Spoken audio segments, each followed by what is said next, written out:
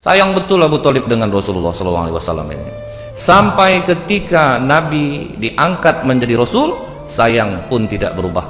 Pernah Abu Thalib ini diintimidasi Pak oleh orang Quraisy. Kau suruh enggak keponakan kau itu berhenti? Enggak juga dia berhenti berdakwah. Kami akan melakukan tindakan kekerasan. Tapi kalau dia mau berhenti, dia mau jadi raja Arab, kami jadikan dia raja. Dia mau harta, kami jadikan dia orang paling kaya. Kalau dia mau perempuan, kami carikan perempuan kami yang cantik. Tapi Rasulullah mengatakan, bulan, matahari diletakkan di kedua tanganku ini, tidak akan kuhentikan dakwah ini paman. Maka kata Abu Thalib, lanjutkan dakwahmu nak, aku yang akan membelamu. Jadi Abu Thalib sendiri yang membela dakwah Rasulullah. Hasilnya apa yang didapat Abu Thalib Pak? Kelaparan selama 3 tahun, makan daun, karena orang Quraisy memboikot keluarga Bani Hashim. Pokoknya jangan ada yang ngasih makanan ke keluarga Bani Hashim, jangan ada hubungan pernikahan, sampai dibatalkanlah pertunangan antara anak Abu Lahab dengan putri Rasulullah Ummul Kulsum dengan putri Rasulullah Zainab. Batal semuanya. Berapa ujiannya berat terhadap dakwah Islam ini. Jadi Abu Thalib 3 tahun lamanya kelaparan, memakan dedaunan, kadang sesekali ada juga lah sempat ada orang yang menyembunyikan makanan untuk makan keluarga Bani Hashim. Tapi rupanya begitu dilepas pemboikotan terhadap keluarga Bani Hashim, ini ada peran seorang kafir Pak. Namanya adalah Mut'im bin Adi. Ini orang, sampai kata Rasulullah waktu menawan tawanan perang Badar, aku kalau sempat Mut'im bin Adi yang datang kemari minta dilepaskan 70 orang tawanan ini, aku lepaskan mereka. Karena besar juga jasa Mut'im bin Adi ini Pak. Tapi dia bukan Islam, jasanya besar terhadap Islam.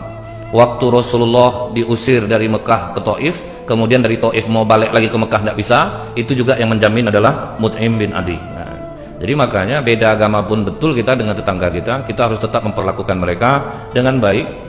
Kalau dia lapar, kita kasih makan. Ini kadang tetangga Kristen, lapar, biarlah dia suka-suka, dia biarlah agamanya jangan. Rupanya tidak bisa dalam Islam. Tetap kita harus berhubungan baik kepada orang di luar agama kita, kecuali dia mengganggu atau memerangi kita. Nah, jadi Mut'im bin Adi inilah yang menjamin waktu itu lepas pemboikotan keluarga Bani Hashim. Tapi beberapa hari sudah lepas Pak, mungkin terkejut perut Abu Thalib dapat makan yang normal lagi, jatuh sakit.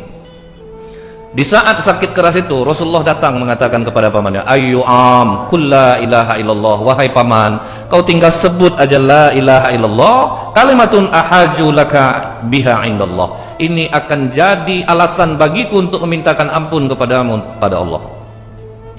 Dibujuk oleh Rasulullah, tinggal mengucap la ilaha illallah aja paman, udah masuk surga kau paman. Kemudian datang Abu Jahal Pak, atargabu an millata Abdul Muthalib, apakah engkau membenci agama Abdul Muthalib? Nah, inilah bahayanya kawan yang buruk Pak. Lemah jadinya hasutan yang baik di saat kalau ada hasutan yang buruk datang. Karena Pak, pikiran kita ini lebih mudah untuk buruk daripada untuk baik. Nah, dihasut oleh Abu Jahal, akhirnya apa yang terjadi Pak? Abu Thalib menggelengkan kepalanya dan dia tetap bertahan dengan kemusyrikan sampai ruh keluar dari badan. Sebagai keponakannya, Rasulullah berdoa kepada Allah, Ya Allah, ampunilah dosa pamanku ini. Banyak jasanya terhadap Islam, dia sayang kepada nabimu, dia memelihara aku sedari aku kecil. Ampunilah dia ya Allah, ampunilah pamanku ini. Apa jawaban Allah Pak? Maka nalin nabi walladzina amanu ayastaghfiru lil musyrikin. Tidak pantas bagi seorang nabi dan orang-orang beriman memohonkan ampun untuk orang musyrik. Tak diterima oleh Allah Pak. Jadi mau sebaik apapun orang di luar Islam kepada Islam ini, kalau mati tidak dalam keadaan Islam, maka tidak akan diterima kebaikannya, walaupun keponakannya nabi itu Pak. Sementara orang non-muslim merasa kecil hati dia dipanggil kafir. Kata Rasulullah, pembatas antara iman dan kekufuran adalah sholat. Jadi siapapun yang tidak sholat kafir Pak, maupun dia orang Islam. Jadi kalau bapak orang tua kita tidak sholat, percuma kita mendoakan ya Allah ampunilah ya, tetap tidak akan diterima oleh Allah. Ketika Rasulullah sedang ceramah, apa kata Rasulullah? Saat ini pintu-pintu langit sedang dibuka oleh Allah. Siapapun yang ingin bertanya, tanyakanlah sekarang. Menunjuk seorang pemuda, ya Rasulullah, ayahku hidup dalam keadaan jahiliyah. Setiap kali sholat aku selalu memintakan ampun kepada Allah untuk ayahku Karena kau mengatakan doa anak langsung dikabulkan oleh Allah untuk mendoakan orang tua. Setiap sholat aku memohonkan ampun kepada Allah untuk ayahku. Di manakah posisi ayahku sekarang ya Rasulullah? Jawab Rasulullah, di neraka. Menangis pemuda ini Pak, mau keluar dia. Kata Rasulullah, jangan kau menangis. Ayahmu dan ayahku sama-sama di neraka. Maksud ayahku itu adalah paman Nabi Abu Thalib. Tidak ada istilahnya Allah, oh ini keponakannya Nabi, tidak apalah, kita masukkan aja. Tidak ada Pak. Kalau kita ya banyak tenggang rasa tuh Pak. Tidak enak lah kita, keponakan Nabi itu. Malik, tidak salah kau azab betul lagi Malik. Pelan-pelan aja lah ngazabnya itu. Nanti lain lah kata orang. Tidak ada Pak. Pokoknya masuk neraka. Sampai kata Rasulullah, kalau bukan karena aku, pamanku ini akan diletakkan oleh Allah di neraka yang paling bawah. Tapi Allah hanya meletakkannya di neraka yang paling ringan. Bertanya sahabat, bagaimana neraka yang paling ringan itu ya Rasulullah? Dipasangkan sendal neraka di kaki, mendidih otak di kepala. Itulah azab neraka yang paling ringan. Dan dia merasa itulah azab yang seberat-beratnya. Terpukul hati Rasulullah Pak. Paman meninggal dalam keadaan tidak muslim. Berduka betul Rasulullah. Berapa sedih hati Pak. Dari kecil bersama banyak bayangan oleh Rasulullah. Belum selesai kesedihan yang pertama, ada yang mengatakan jarak selisih 3 hari. Di dalam kitab Bilik-bilik Cinta Rasulullah karya Dr. Nizar Abbasah, seorang pakar sirah Nabawi di Syam, Syria. Jadi Pak, di hari-hari akhir Ummul Mukminin Khadijah, dia duduk di kursi, badan sudah kurus Pak. Bahkan dalam riwayat ketika menyusukan Fatimah itu sudah darah yang keluar. Jadi tidak ada air susu lagi, darah yang keluar karena tidak makan selama 3 tahun. Dedaunan yang dimakan.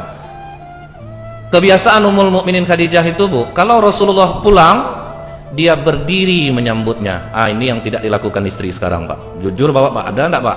Bapak pulang ke rumah, berdiri istri Bapak menyambutnya. Istri saya pun enggak Pak, sama nasib kita. Jadi kebiasaan Ummul Mukminin Khadijah itu Pak, begitu pulang Rasulullah, dia berdiri menyambutnya. Nah waktu hari-hari terakhir Ummul Mukminin Khadijah itu Pak, dia mau berdiri menyambut Rasulullah, tapi badan sudah ringkih Pak, sudah menggigil, tidak sanggup lagi untuk tegak. Langsung dikejar oleh Rasulullah. Duduk saja Khadijah, jangan kau berdiri, duduk saja Khadijah. Langsung menangis Ummul Mukminin Khadijah. Dalam tangisannya itu Rasulullah bertanya kepada Ummul Mukminin Khadijah, menyesalkah engkau bersuamikan aku Khadijah sampai engkau menangis? Dulu kau perempuan terkenal dan dipandang orang segan kepadamu.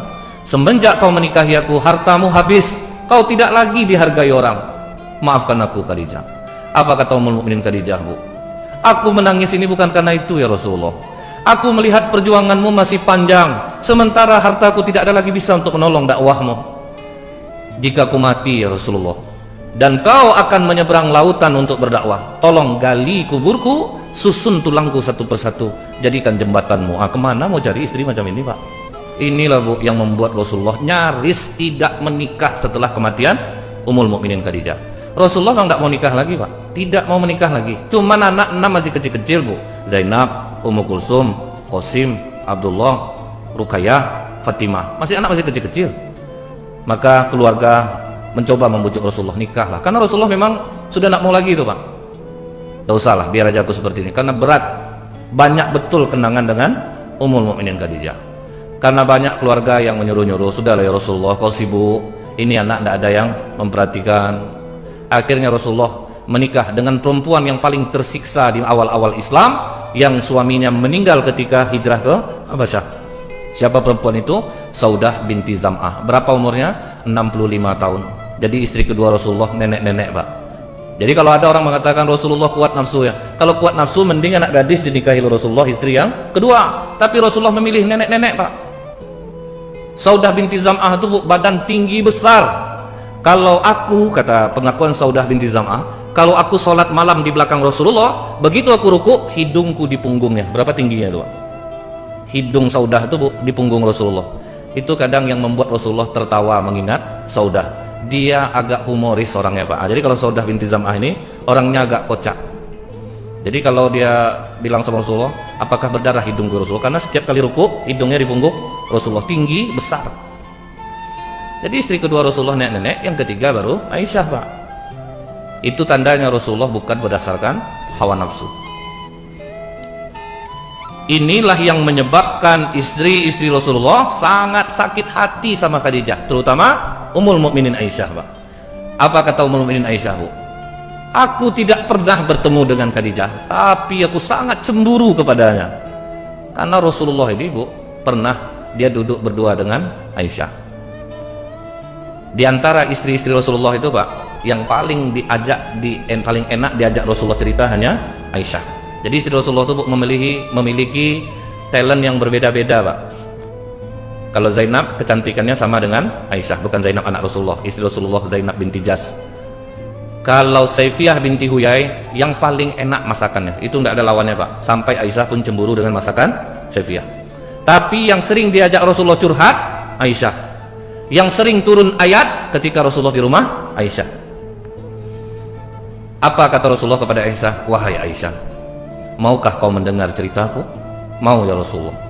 Ketika aku menerima wahyu di Gua Hira, alangkah takutnya aku melihat Jibril dalam rupa aslinya. Menggigil aku Aisyah, lari aku dari atas bukit itu, pulang ke rumah. Aku berteriak di luar rumah, selimuti aku, selimuti aku. Selimut tidak ada. Khadijah langsung memelukku Aisyah. Tentram hati aku, rasa sakit hati Aisyah, Pak. Jadi dalam hadis ini, Bu, posisi kepala Rasulullah menyandar, langsung Aisyah melepaskan. Udahlah tua. Nah, gitulah kira-kira, Pak. Itu aja cerita Khadijah. Untuk apa juga disebut perempuan tua yang sudah tanggal giginya tuh? Sampai begitu kalimatnya, Pak. Tanggal gigi maksudnya, Bu, udah meninggal, ngapa juga disebut lagi? Bukankah Allah telah menggantikan yang jauh lebih baik daripada Khadijah? Di antara istrimu ya Rasulullah, semua sudah dipeluk oleh laki-laki. Aku sendiri yang enggak. Aku lebih cantik daripada Khadijah. Aku lebih baik daripada yang. Masa kau cerita Khadijah terus saja sama aku? Apakah langsung dibujuk-bujuk Rasulullah, Aisyah? Sama sekali tidak, Pak. Tutup mulut kau Aisyah. Tidak satu pun di antara kalian yang bisa melebihi Khadijah. Dia membenarkan aku di saat orang mendustai aku, Aisyah. Dia bantu aku dengan hartanya di saat orang tidak ada membantu aku. Jadi tutup mulut kau, jangan kau ngomong soal itu. Seperti itu untuk Khadijah. Dibela, Pak. Nah, jadi Bu, itulah sayang Rasulullah kepada pamannya, kepada Ummul Mukminin Khadijah. Inilah yang disebut dengan tahun kesedihan, Pak.